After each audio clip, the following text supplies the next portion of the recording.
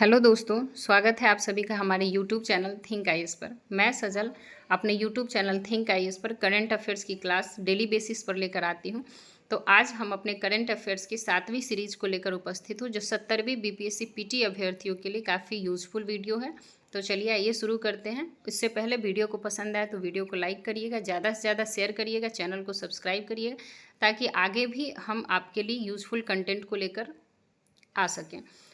पहला प्रश्न है, पादप स्वास्थ्य प्रबंधन 2023 पर अंतर्राष्ट्रीय सम्मेलन कहाँ हुआ है? तो इसका उत्तर है हैदराबाद। अगला प्रश्न है, नवंबर 2023 में किस राज्य की विधानसभा ने राज्य में हुए जातिगत जनगणना के बाद जातिगत आरक्षण को 50% से बढ़ाकर 65% करने वाला विधेयक पारित किया?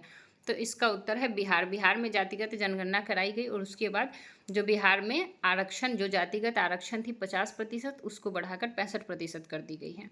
अगला प्रश्न है, वैश्विक यूनिकॉर्न रैंकिंग में कौन शीर्ष पर रहा है? इसका उत्तर है यूएसए यानी कि अमेरिका। यहाँ वैश्विक यूनिकॉर्न रैंकिंग, तो इसमें पूछा जा सकता है कि पहला स्थान तो ठीक है, आप लोगों ने जान लिया कि यूएसए का है। चूंकि भारत में बीपीएससी एग्जाम हो रहा है तो पूछा जा सकता है कि भारत की रैंकिंग कौन सी है।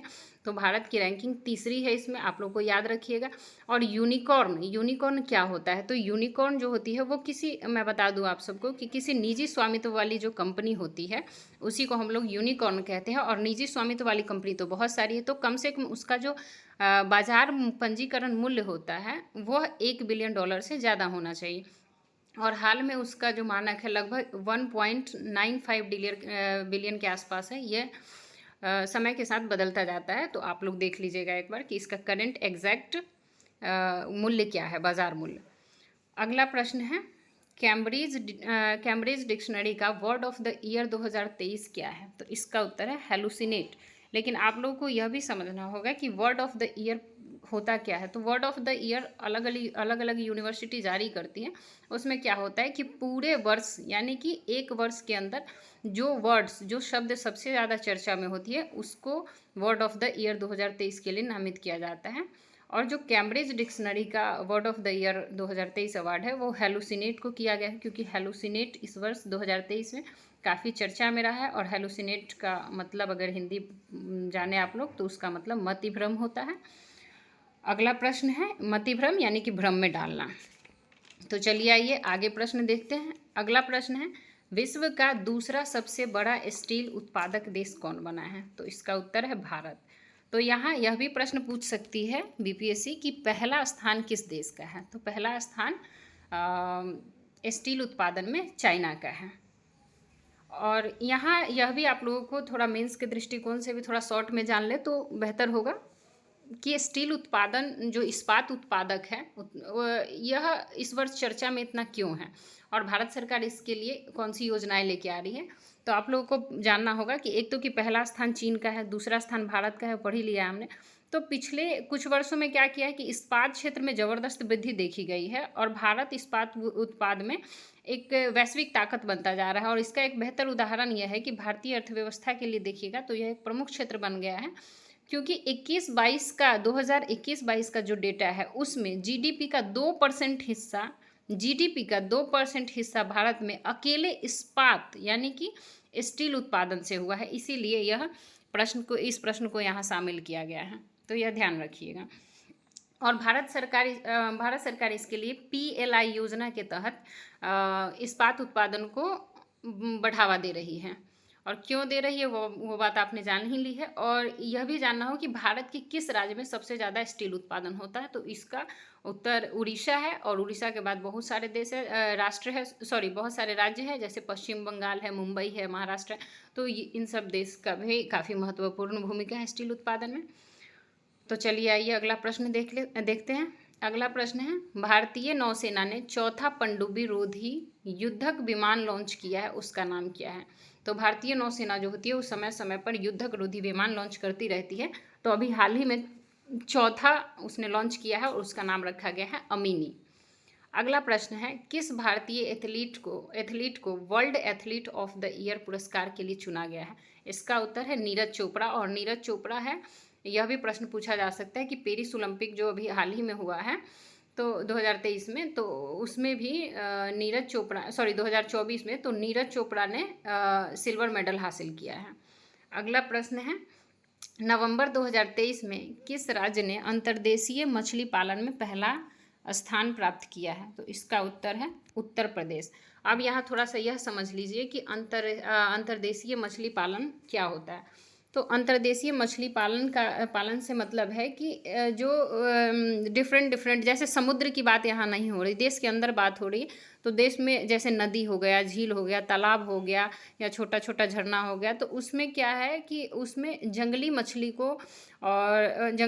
को और भी मछली के कई प्रजाति को जो लुप्त हो रही है उसका पालन किया जाता है, जिससे क्या हो सकता है कि वहाँ रहने वाले लोग और फिर का जीवन स्तर थोड़ा ठीक किया जा सके, एक रोज़गार मिल सके उन लोगों को, और जो मछली की जो प्रजाति है जो लुप्त हो रही है उसको भी बचाने का प्रयास किया जाता है। चलिए आइए अगला प्रश्न देखते हैं। नवंबर 2023 में मिस यूनिवर्स 2023 का खिताब किसने जीता है? तो यह उत्तर है, इसका उत्तर है सेनिस पलासियोस। मिस यूनिवर्स का नाम है, मिस यूनिवर्स 2023 का सेनिस पलासियोस।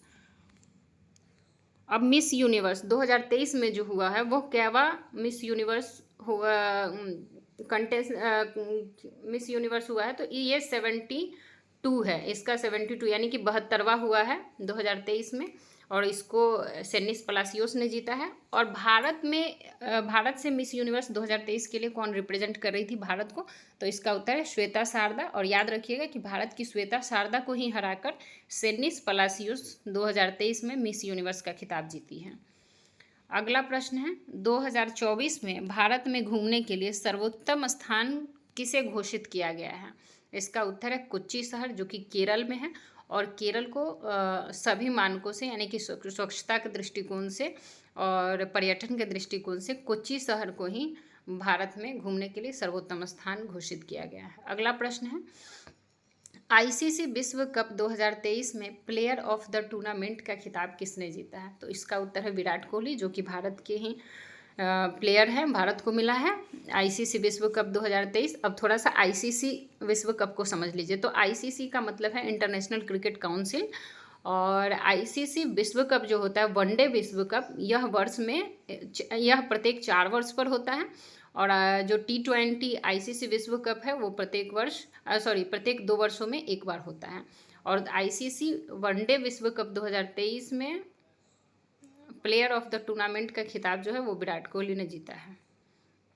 अगला प्रश्न है, महिला नेतृत्व वाले स्टार्टअप की संख्या में कौन राज्य शीर्ष पर है? अब यहाँ समझ लीजिए कि स्टार्टअप आखिर होता क्या है। तो स्टार्टअप का मतलब होता है कि कुछ व्यक्ति या कुछ संस्था मिलके अपना पहला मतलब अपना खुद का निजी कोई चीज़, स्टार्टअप मतलब कि कोई बिजनेस शुरू करता है। तो महिला नेतृत्व यानी कि ऐसा स्टार्टअप जिसको महिला ने शुरू किया है, महिला उसको लीड कर रही है, तो वैसे किस राज्य में सबसे ज़्यादा है? तो उसका उत्तर बेंगलुरु है। अगला प्रश्न है, IFFI 2023 में सर्वश्रेष्ठ वेब श्रृंखला पुरस्कार के प्रमुख के रूप में किसे चुना गया है? तो इसका उत्तर है राजकुमार हिरानी। और जान लीजिए इससे पहले कि IFFI जो है वह क्या होता है। तो IFFI सिनेमा के क्षेत्र में मिलने वाला एक पुरस्कार है, जिसका फुल फॉर्म होता है international film festival of India.